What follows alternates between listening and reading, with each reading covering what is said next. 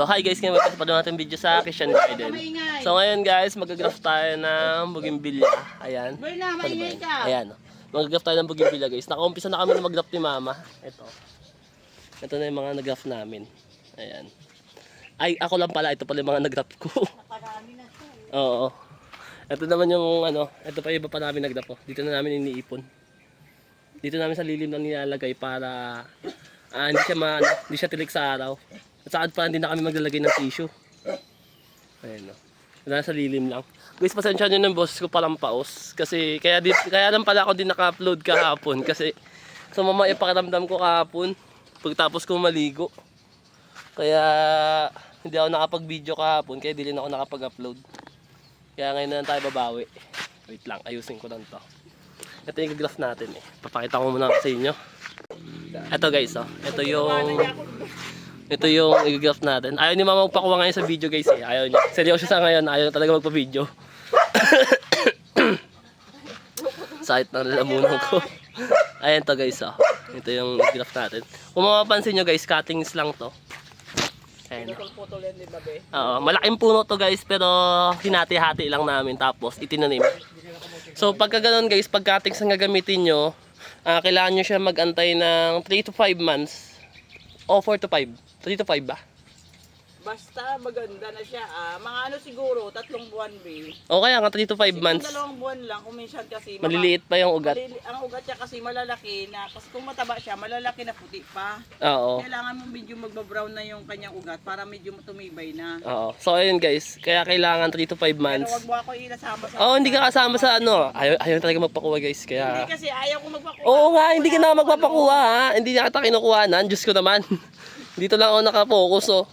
So yun guys, 3 to 5 months pagka cuttings, pag galing sa cuttings yung rootstock nyo, 3 to 5 months para yung ugat niya is lumaki muna guys. Oo, Nay, nagbibideo ako dito na yan. Kakalbuhin pa pala natin to. Tara, mag-umpisa tayo mag-video. Fight. So ayun guys, ito na, mag-umpisa tayo mag-graph. Ngayon, kinuha ko si Mama mag-taga-video guys kasi nga, parang ayoko kasi mag-video na ako lang mag-isa dito kasi ang hirap makita nung gagawin ko. Para kasi doon sa mga hindi pa marunong mag-graph, at least masusundan nila kapag mag-graph tayo. Saglit. Bakit? Maggalaw kanina eh. Ay. Ulit. Oo na, malinig na yun. Ulitin ko pa. Ayos na yun. Tapos guys, na pa pala. Kung mapapansin nyo pala dito, di ba guys, cuttings lang to. Itong rootstock natin. Hindi pala tayo mag-graph dito sa may balat nitong malaki guys. Dito tayo mag-graph sa mga sanga niya na tumubo. Kaya din pala kailangan na 3 to 5 months para at least itong mga sanga na to guys is tumaba, tas mag-stable na. Yung kumbaga mag-mature guys, hindi yung kulay green pa yung mga sanga niya. Pero yung iba kasi B, may iba namang gustong-gusto mag-graph dun sa green pa ang sanga. Oo. Hindi, ang ibig ko ba sabihin, para dito sa atin sa cuttings, kasi ang cuttings naman talaga kasi di ba 3 to 5 months, kasi nga yung ugat. Isa rin kasi dun yung ugat yung inaano natin. At saka ito pala idudugtong na pala natin guys oh. Pakita mo. Ito. Sakura guys. Paano nga yan? Kita ba? Oo, syempre. Akala ko hindi. Kalbuhin pala muna natin to. So yun guys, dito kasi, ilan yung sanga natin dito? 4. Pero, tatanggalin natin dito yung 2. Iiwan lang natin tong 2 mataba guys. Kasi pagka nag-graph kami guys, pagka isang variety lang naman yung pag isang variety lang naman yung sa isang rootstock, konti lang yung tinatanim namin para hindi siya masyadong masukal. Para at least medyo... Anong konti lang ang tinatanim? Konti lang ang sanga na... Konti lang ang sanga na iiwan mo. Ano ba? Ano ka ba? Ayan na naman. Sige lang. Guys, pasensya nyo yung ubo ko. Inuubo kasi ako eh. Mama kasi pinaligo ko kahapon sa drum eh. Nagsimula ka na naman. Mamaya, hindi pa tayo makatapos, nag-aaway na naman tayo. Hindi. Ayun, kalbuhin muna natin siya. Kaya kasi ako nilagnat guys, kasi doon ako naligo kahapon sa drum na... Naglublob ka sa drum ng matagal eh. Kung walang dumating na bibili ng bougainvillea, hindi ka pa alis doon eh. Doon ako sa may guys, kasi ang init kasi kahapon. So ang ginawa ko, doon ako sa may drum na Tingin ko hindi kahapon yun, nung isang araw. Ayun, nung isang araw pala, nung isang araw. Kasi kahapon, buong araw dyan, natulog ka lang dyan sa may duyan eh. Oo, kasi sama na paramdam ko kahapon, kaya di na ako nakapag-video. Tapos guys, pag-usapan din pala natin ngayon kasi may nag-comment na kung ano daw ba mas maganda mag-graft kung anong panahon, anong season. Sa bougainvillea naman guys, wala naman masyadong ano sa season. Pero mas ideal siya magano. Kasi kahit anong season guys, pwede ka mag-graft. Pero ang pinaka-ideal talaga yung Malamig taglamig. Malamig ang hangin. Pero hindi umuulan. Katulad ng November, yan. Yung papasok na yung guys, Pasko.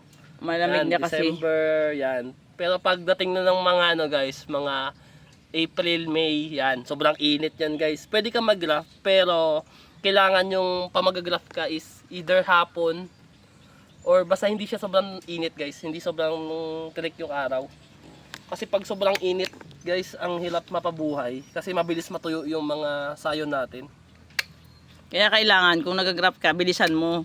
Hindi bilisan na binabagalan mo kasi pag binabagalan mo, ang tendency kasi doon pag sobrang init kasi, madali mag-dry yung sayon na inano mo. Pakita natin. So ito guys, ito na iwan dalawang sanga. Ngayon, kasi nga mababa lang naman kasi yung sakura, wag na natin masyadong babaan pa. Dito na tayo sa meno. Basta makita natin na ganito Dito healthy. banda Saan? Dito para wala kang ano Ay, nito. tamaan ko ba yan? Yan. Ayan guys. Pakita mo. Saan Ano ba? ka nakatingin? Pakita mo sa may camera. Hindi ako marunong. Ay, ito. Di ba? Oo, marunong na ako mag-zoom. Oo. Maganda rin ba i-zoom din? Oo. Sinusum ko nga. Huwag mo na galawin, hindi na wala na doon sa Ay, sorry. Hindi na pala. Ginalo ko pa.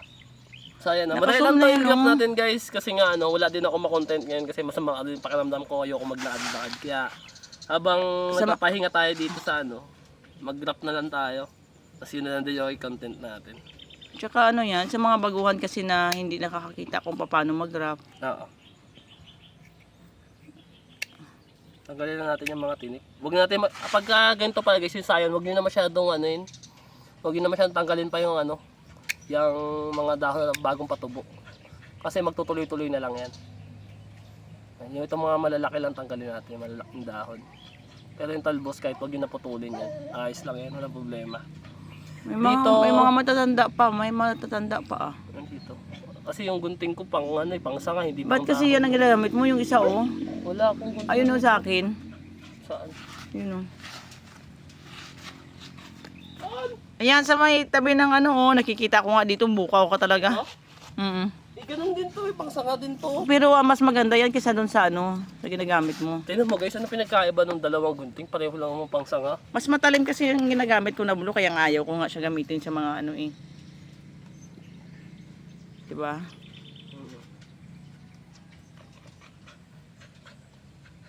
Uy, mainit ngayon kaya bilisan mo. Parang ang mabagal ka. So, bibilisan na natin. Siguro dito tayo, makalagay tayo ng dalawa o tatlo. Dalawa lang. Dalawa lang. Makinig tayo sa boss. Dalawa lang daw. Hindi, papagalitan tayo. Ano papagalitan? Papagalitan tayo ng boss pagka di tayo sumunod. So nga dyan ang gumagawa Ay ko. Bilis daw, bilis. Paspas. Magputol tayo ng 4 para tig-2. Pero okay yan pa hanggang dulo. Kayo gusto ko guys, nga ito, hanggang talbos. pag si mama guys nagagrap, pati itong talbos, Pakita mo ginagrap doon. niya. Yung ginawa ko Pakita kanina. mo doon, punta ka doon. Ako talagang pupunta. Ikaw may hawak ng camera, kung may hawak ng camera, ako pupunta doon So ayan guys, tinan nyo yung gawa ni mama. Ayan kahit yung talbos guys, yung malambot na part. Oo. Yung malambot na part guys, ayan ginagamit siya pa din. Pero pagka ganyan guys, sama-sama kung puro talbos, puro talbos lang guys. Kung Pero puro ganito. kung puro medyo matatanda na guys, sama-sama. Kumbaga bata sa bata, matanda sa matanda. Oo, kasi alam mo may time kasi na makwan siya. Alam mo yung mga brown kung minsan, ang tagal magkaroon ng talbos.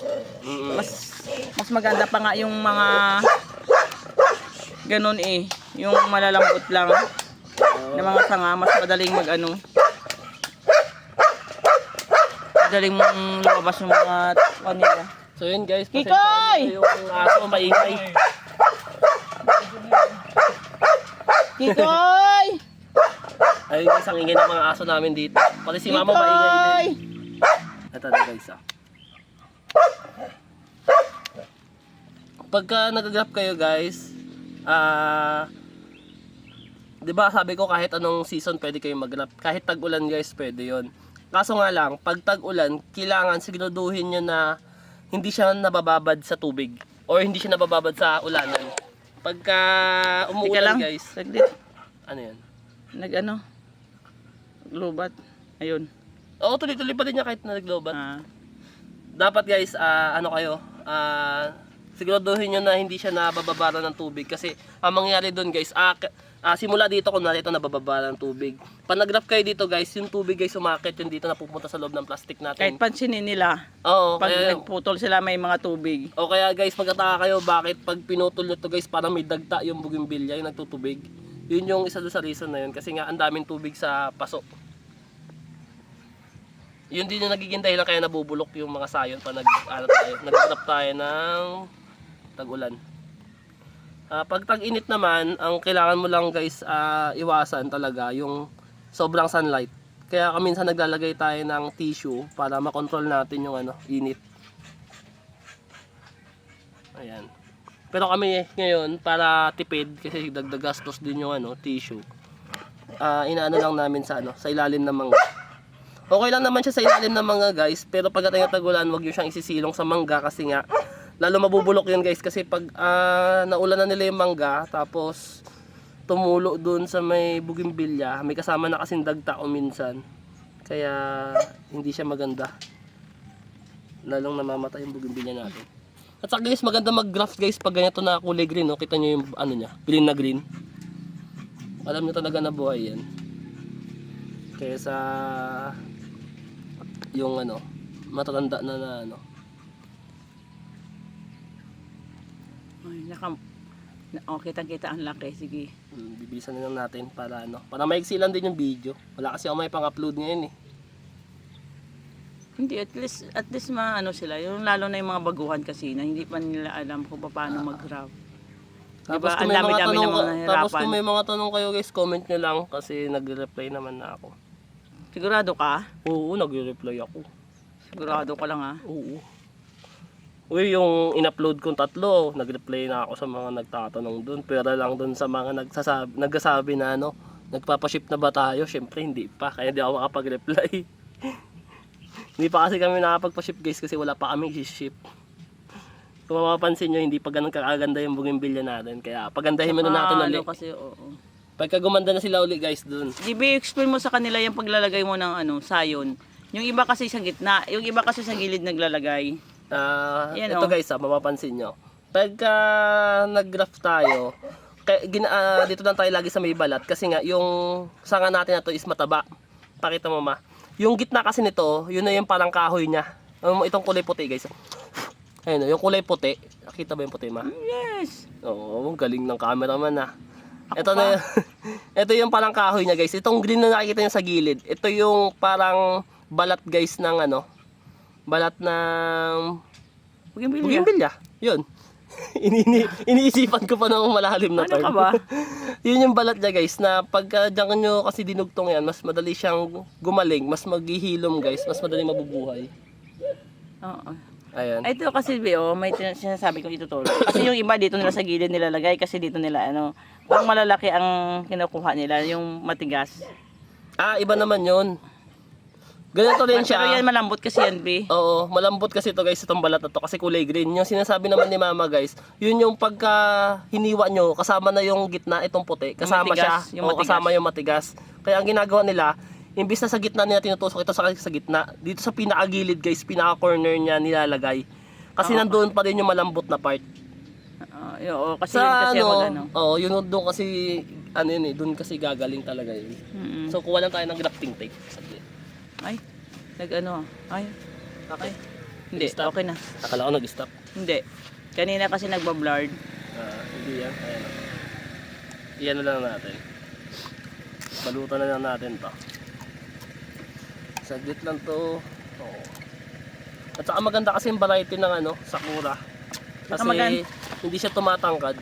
Tsaka maganda rin gumamit talaga ng grafting tape kasi nga, di ba? Mabilis. At saka hindi mo na kailangan itali. Dati kasi tinatali ko, pa hindi ko na tinatali. Parang dagdag trabaho na lang kasi. Panay-nayan yung pala nilalabay sa panay-nayan. Hindi, dito lang sa may San Isidro. Nga. Paglampas lang ng gasolinahan dyan. Ah, yung gasolinahan doon tayo. Paglampas lang doon.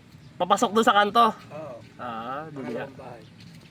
Ah, kaya pala akala ko doon sa may Bulaybay. Sa daan ano, Hindi kanay na yan, sabi. sa loob. Ayun o. Bilisan na lang natin to. Himala, malinis ang kuko. Pud-pud yan. Malinis ngayon ah. Uy, parang sinasabi mo, dumi na kuko ah. Oo, di ba pa nagtatrabaho ka doon pag nagawa ng kawa?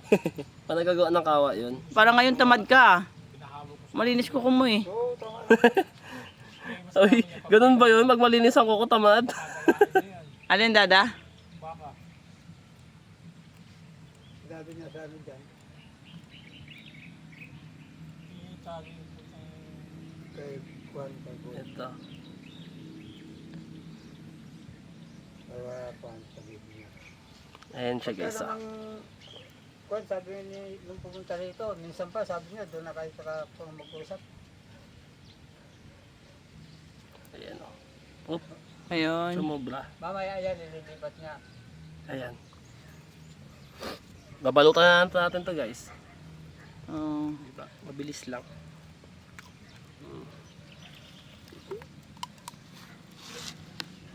Pag ganyan, madali lang yan mag ano. 2 weeks, makikita mo dyan guys, buhay na to. Oo. Tapos pagkadating ng mga ano, nung medyo mahaba na yung talbos nila, pwede na pasingawan. 2 weeks nga, napapasingawan na yan eh. Mm. May time ko minsan ako nagpapasingaw na ako ng 15, 17 days.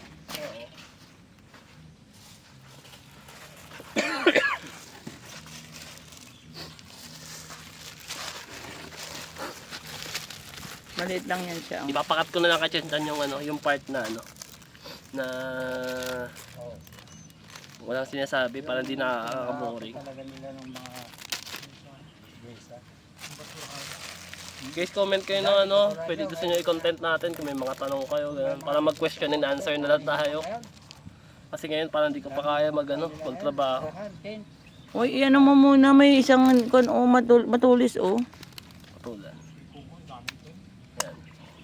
Mm.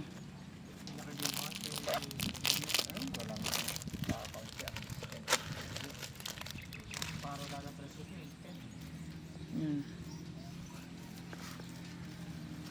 Birthday nga ngayon nito. Konghon. Ayun. Kaya yung mga naging trap. Dumaan dito sa apat. Basyo. So yun guys, dito tatapusin yung video natin. Di sana magustuhan nyo yung video natin ngayon guys, kahit na ano lang, napaka-iksi. Ayan, so comment kayo guys kung meron kayong gustong mga i-content natin or kung may mga tanong kayo, ayan. Ayan, kita-kita sa ulit sa susunod guys. Bye bye.